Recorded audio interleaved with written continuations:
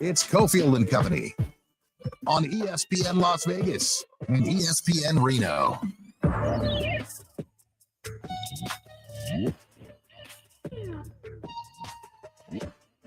So I'm going to warn you now, and it's nothing against the folks who have to broadcast the NFL draft. The focus is going to be tune in for the first round. You're going to watch a TV show where the NFL is going to go freaking crazy over quarterbacks Cam Ward and Shedeur Sanders. And maybe the next 6 weeks will produce that. But the way I feel right now, there are really weird vibes around, I guess, non-traditional vibes around both Ward and Sanders going to the combine. They're not going to be there. So it's a lot of it's going to be on one-on-ones with organizations and their pro days, respectively. But TV, it does have to sell the show, which when it's two glamour quarterbacks, they're going to blow the hell out of it. And then they're going to blow it out. They're not going to service them. And then during the draft, if they slip, the story will then be, what? No one saw this coming. I'm telling you right now, we did.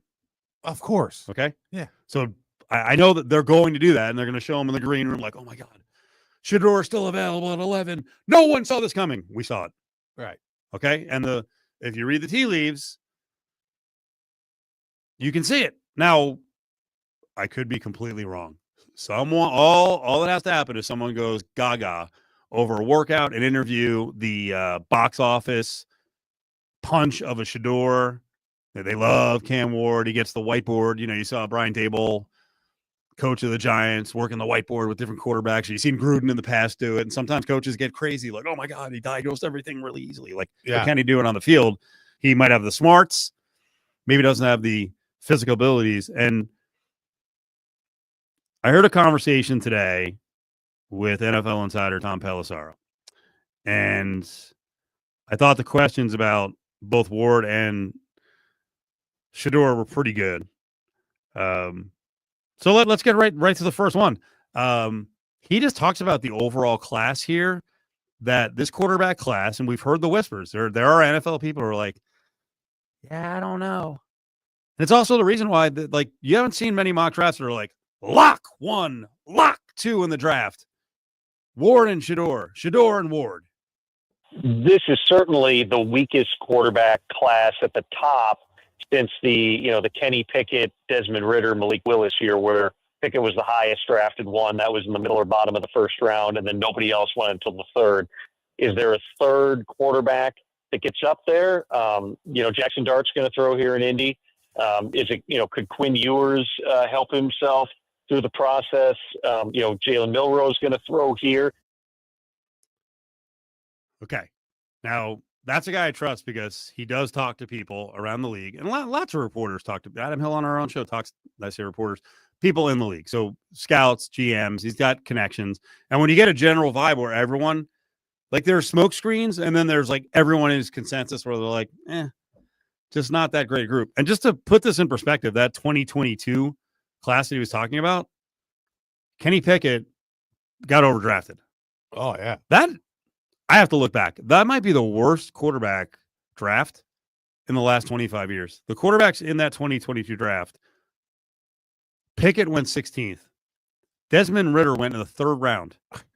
Malik Willis went late third round. That was the third quarterback taken. Oh, there must have been some gems late.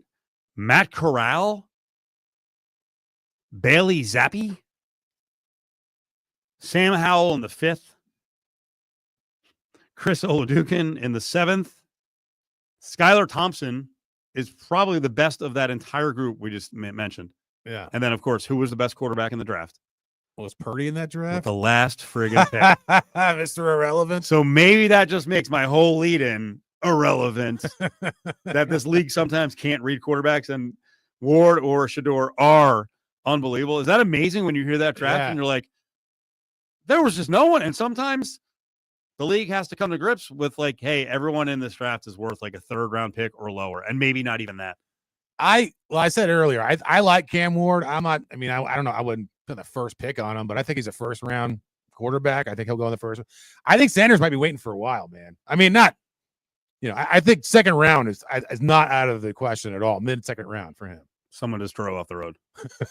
Redirect yourself. Don't slam on the brakes and the rocks. Pull it back in. Right. Here's Pelissaro saying that, you talk to people around the league. There's some shakiness with both of the supposed top guys. These are not, you're dialed up, they're going to go 1-2 type guys. They might go 1-2 because we all know that positional value is a huge thing. And most drafts, those guys get overdrafted and pushed up. But when I've talked to the people that I trust, there's real reservations about both players here. Wow. Okay. Yeah. But we're going to be sold. Hey, they may go 1 or 2. They're both going to go top 10 for certain. I heard EJ Manuel, who's a good radio host, former player at Florida State and in the NFL with the Bills, and he's like, for certain, Shedeur Sanders is going top 5. That doesn't sound like that is for certain. Keep going. Cam Ward, there's a lot of things. He's played at 3 schools that you got to dig into everywhere. With him, body type wise, he doesn't necessarily fit the mold. I would fairly say that going into this, just if you're grading them in a vacuum, there's a lot of people who are not going to have true first round grades on either of these guys.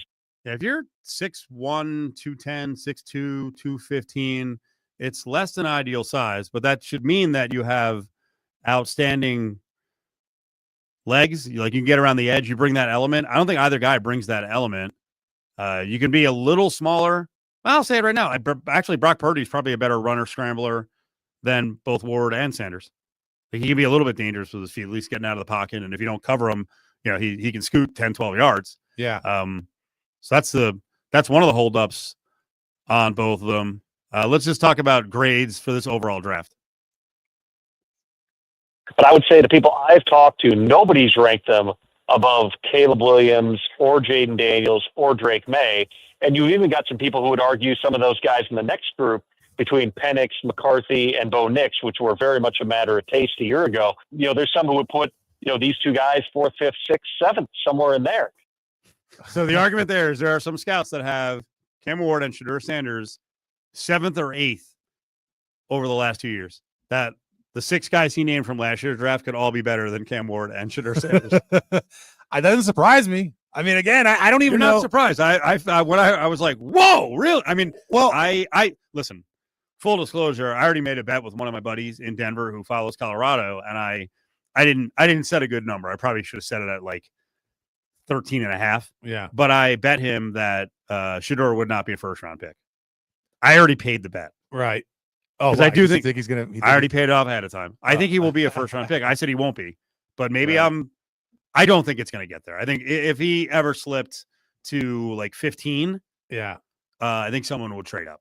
Well, there's always a team. I mean, like Ted Ginn Jr. went 8 as a wide receiver that 1 year. But with there's always a team that overdrafts that wants a quarterback. They're going to go out there and they're going to do it. So he probably will. There's still a chance he gets taken really high.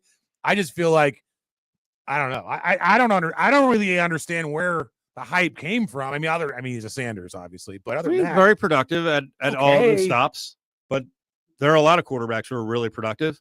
Yeah, and they just don't have what it takes out the next level. I just don't see anything special about him. Like I would take him in the top 5. If you're a top 5 pick to me or a top 10 pick, I mean, I got to know that you're going to come in. Like I know Carson Wentz, we talked about him earlier. He didn't wind up being great, but his tools were amazing. I mean, the guy blew everybody away at the combine. So it made sense. How about this one? I actually like Shedeur Sanders' character. I think he's very mature and at least ready for the NFL from that standpoint. I think he is a team guy. And I would say that Shedeur Sanders is actually a better character guy I would build around over Carson Wentz. Oh, well, I mean, Carson Wentz, obviously doesn't do well in locker rooms, so I don't know. What are the reports on Carson Wentz? He just turned out to be a selfish clown? I guess so. It was mostly with the Eagles, it was mostly he wouldn't listen when they tried to give him certain plays, like, oh, those are Foles plays. I'm Carson Wentz, that kind of stuff, and he just wasn't. So low character guy.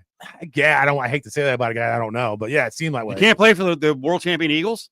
That team around you, and you get yourself booted? And then he goes and he throws 27 touchdowns for the Colts and gets cut him and gets, he's gone immediately. So what did he do with the Colts?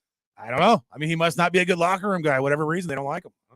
So Shedeur Sanders is a better character guy than Carson Wentz. Probably. If I had said that, if people knew ahead and they had seen Shedeur, his first year at Colorado, and his dad, Right. and some of the antics. Because I also think they cut out all that crap, almost all of it this year, except for they had a barking match with a manager from like Texas Tech. Yeah. But for the most part, you really didn't hear about them off the field. Yeah. Unless it was Deion's choice. That Shedeur Sanders is a better character guy than Carson Wentz. Well, even you don't, just saying, Yeah. you don't always know based on what you think you know. Yeah. Plus, I think it's like a LeVar Ball situation where the kids are actually seem like really cool, grounded kids. The dad maybe says some crazy stuff. Jello, rapper, not Yeah. so much. Doesn't he have I hate using this term as an old white. Doesn't he have baby mama drama? Which one? Oh, not that I've heard. What, Jello? Jello got baby mama drama? Oh my God. You guys take some time during the break. Yeah. Oh, There's a whole thing going on. the only thing I've heard out of the ball God, house. you guys is- are old. The only thing I've heard out of the ball house is LeVar had to lose a left No. foot, but yet he said if he wanted to, he could still grow it back. That class, Stop. he said he could still grow it He back. can regenerate? He said I could. I love Everyone's him. giving me crap out my foot. If I wanted to, I could grow it back right now. And then the Jello track starts playing. That's great. It's amazing. That's great. I love it.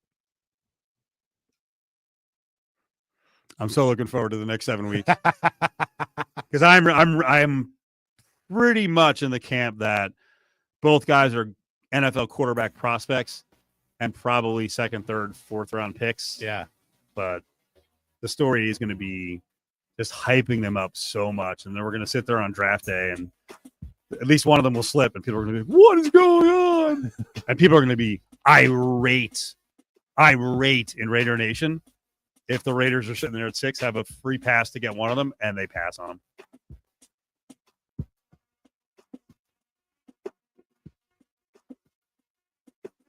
Treasure Island has some of the best food and entertainment in Vegas. Enjoy Phil's Steakhouse, a classic steakhouse that features